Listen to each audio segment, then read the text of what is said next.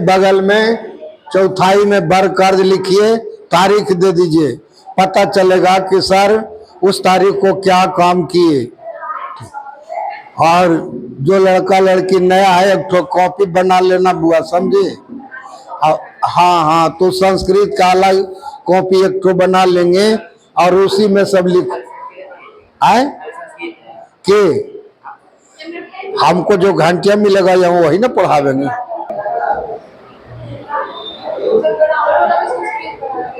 जी सब कुछ हम ही पढ़ाएंगे संस्कृत में, ग्रामर, ट्रांसलेशन, शब्द रूप, धातु रूप, अनुच्छेद से लेके किताब से लेकर के आवेदन पत्र, चिट्ठी, निबंध सब लिखने के लिए मैं ही सिखाऊंगा।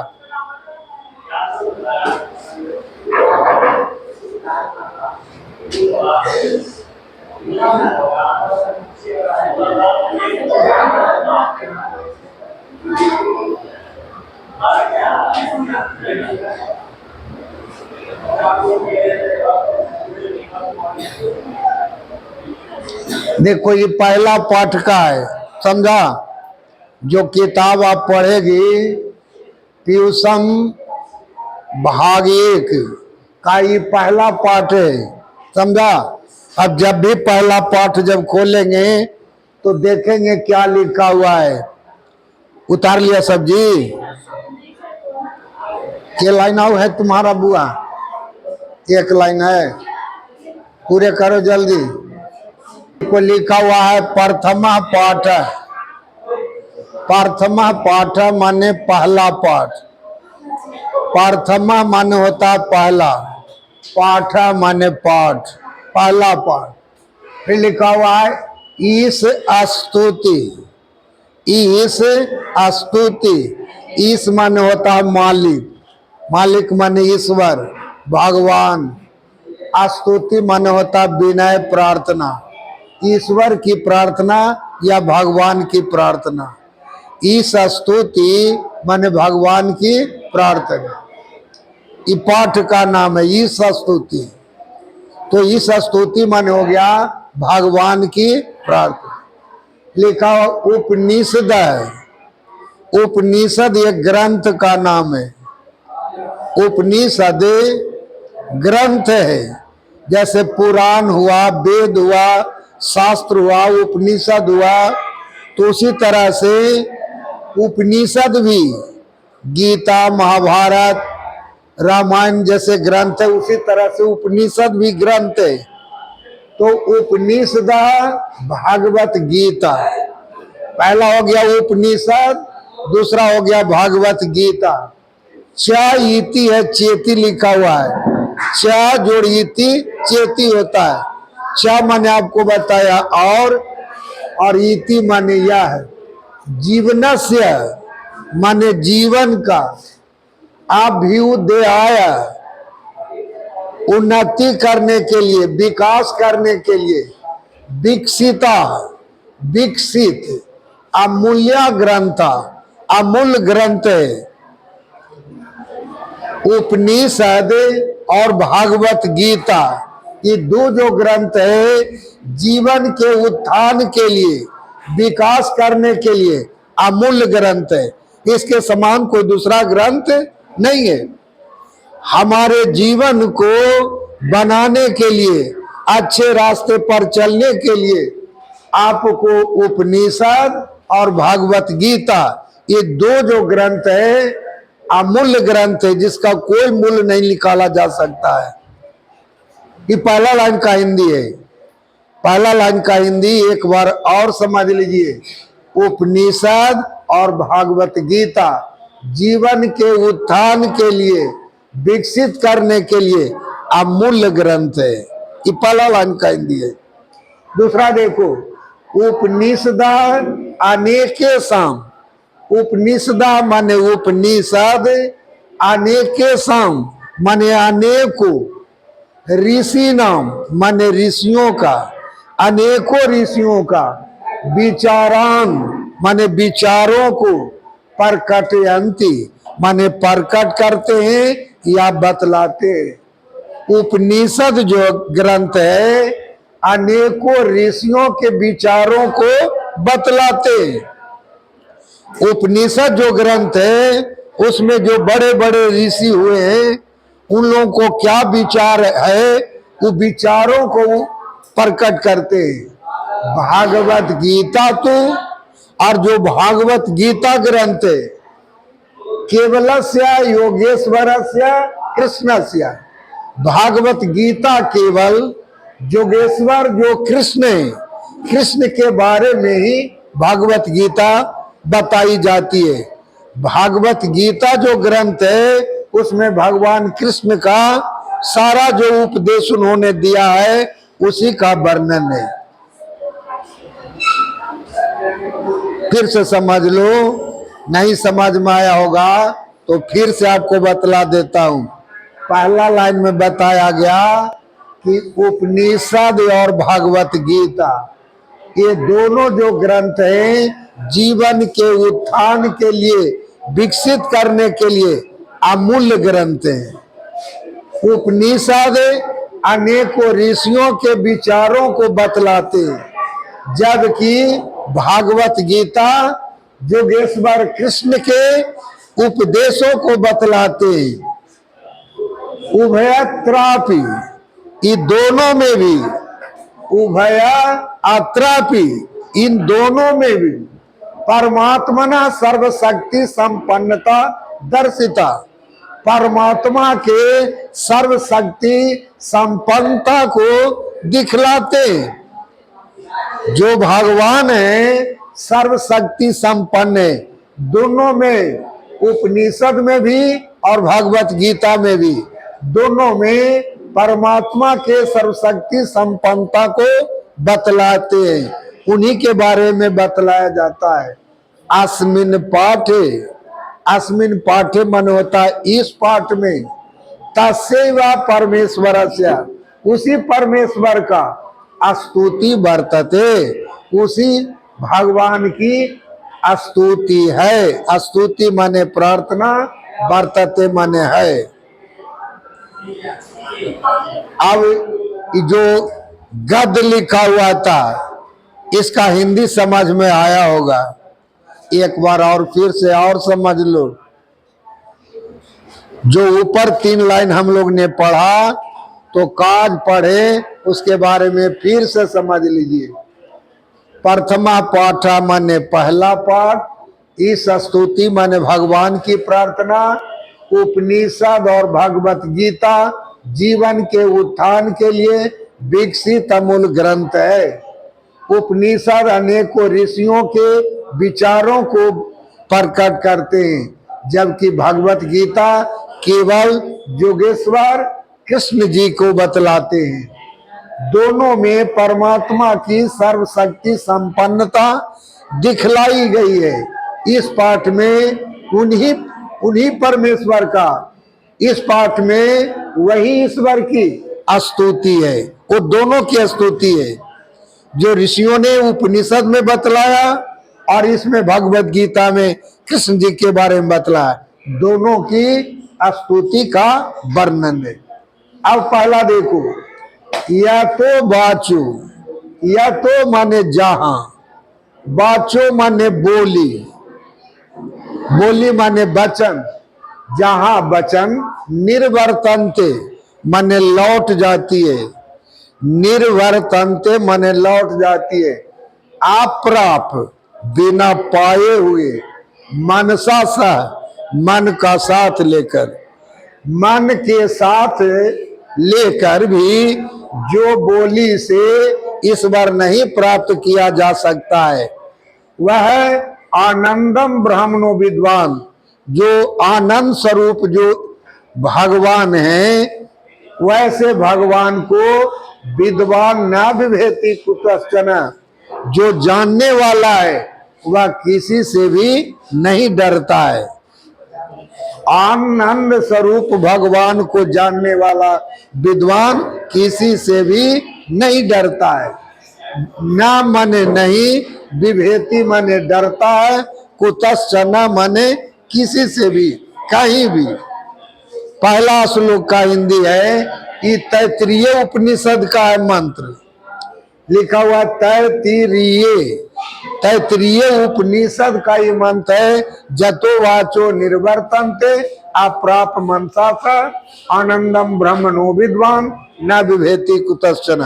हिंदी हुआ कि जो बोली मन का साथ ना पाकर जो लौट जाती है, ईश्वर को नहीं प्राप्त कर सकती है, वैसे आनंद स्वरूप ब्रह्म को जानने वाला विद्वान किसी से भी नहीं डरते।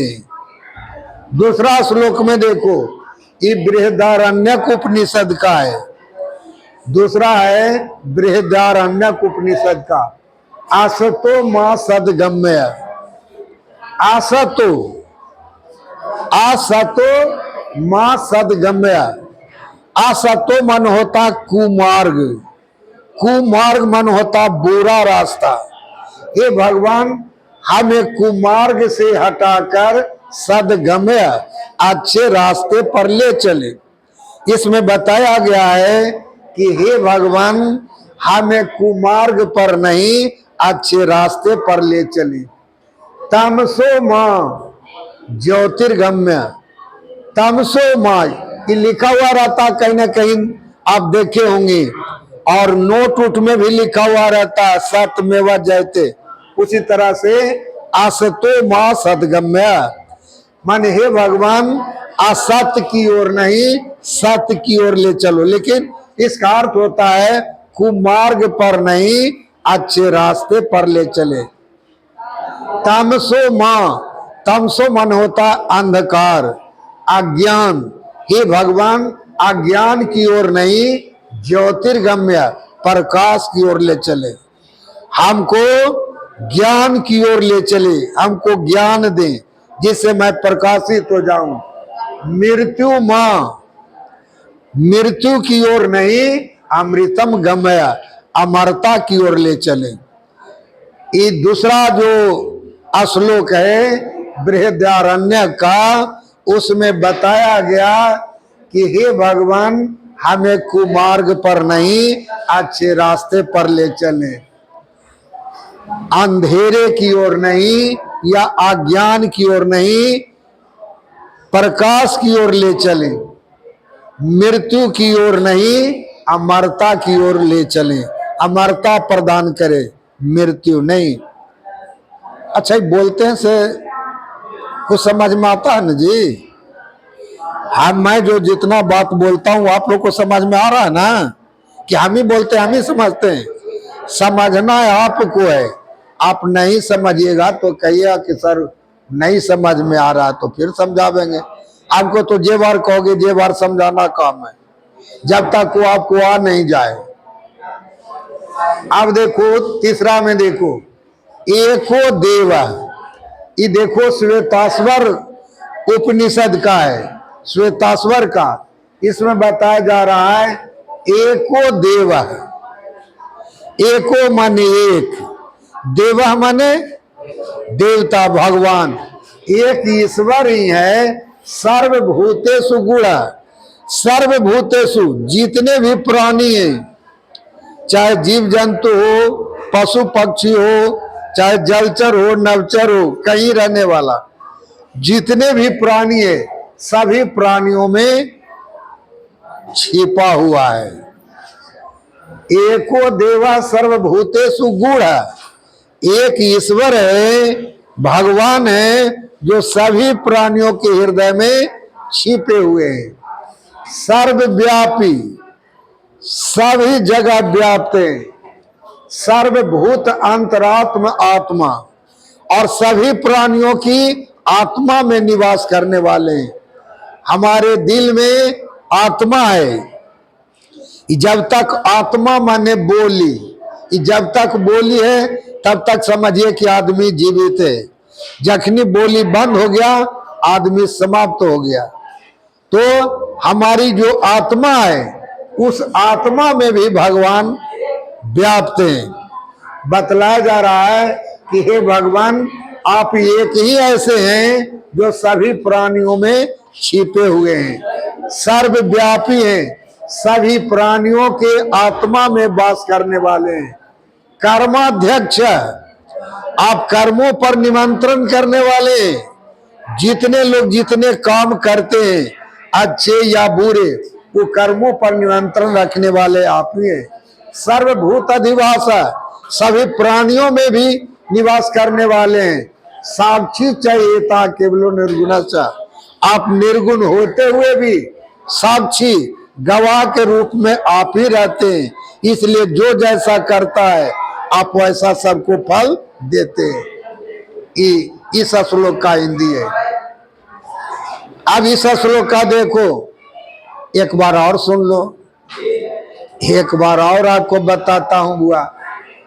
एक ईश्वर ही हैं जो सभी प्राणियों में छिपे हुए हैं।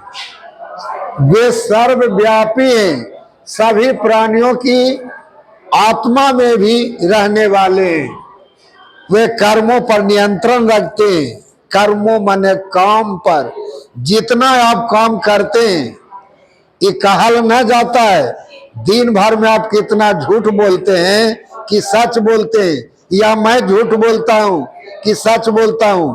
कोई देखे या ना देखे, आत्मा तो गवाह देगा ना कि कोची कोची आप गलत काम किए, कहां कहां झूठ बोले, माता से, पिता से, भाई से, बहन से, लड़का से, लड़की से, शिष्य से, छात्र से, कहीं भी, वो सब आपका आत्मा गवाह देगा। ये थर्मामीटर नहीं है कि नापा जा सकता है कि इनके पास कितना बुखार है। थर्मामीटर से तो बुखार नापा जा सकता है, लेकिन जो आप गलत काम करते हैं, बुरा काम करते हैं, वो नापा नहीं जाता है। वो अपने आप को हृदय में अपने आप अनुभव करते हैं। इसलिए वो विश्वास करना है और कर्मों पर नियंत्रण रखने वाले ईश्वर हैं और साक्षी गवाह के रूप में वही रहते हैं। वो निर्गुण होते हुए भी निराकार है भगवान, उनका कोई रूप नहीं है, फिर भी सभी प्राणियों का देख रेख करने वाले वही हैं। अब है त्वम आदि देव पुरुषा पुराना, हे भगवान आप आदि देव हैं, सबसे पहला देवता है और पुरुषों में सबसे पुराना है, पुरातन है। त्वम अस्य विश्वस्य परम निधानम, आप ही पूरे संसार का खजाना है। वेत्तासी, आप सबके हृदय के बात को जानने वाले। वेद्यम च, और जानने योग्य। परम च धाम, और आप सबसे श्रेष्ठ धाम में। त्वम अस्य विश्वस्य परम निधानम, आप पूरे संसार का खजाना है और आप ही से विश्व अनंत रूपम, आप अनंत रूप में सारे संसार में व्याप्त हैं। ये आपको ये चौथा श्लोक गीता का है, भगवत गीता का है। एक बार इस लाइन का एक बार और सुन लो। हे भगवान आप आदि देव हैं, पुरुषों में पुरातन हैं, आप संसार के बहुत बड़े खजाना हैं, आपके सब कोई को जानने वाले हैं, आप जानने योग्य भी हैं, श्रेष्ठ धाम है, आपसे यह पूरा संसार व्याप्त है। नमः पुरस्तात् अथा पृष्ठस्ते, ये भगवान आपको आगे से नमस्कार है। पुरस्तात् माने आगे से, पृष्ठस्ते और पीछे से भी। नमो अस्तु ते सर्वतः एव सर्व, हे भगवान सभी ओर से आपको मेरा नमस्कार है। अनंत विरजम अमित विक्रमस्त्वम, हे भगवान आप बहुत ही शक्तिशाली हैं और पराक्रमी हैं। सर्वम समापनोषि, आप सबको उचित दंड देने वाले हैं। ततो असि सर्वा, इसलिए आप सब जगह विद्यमान हैं। ये आपका पूरा यह श्लोक का हिंदी आपका बताया गया। इसको समझना और इसको याद करके श्लोक को लाइएगा। चलिए आप लोग को छुट्टी।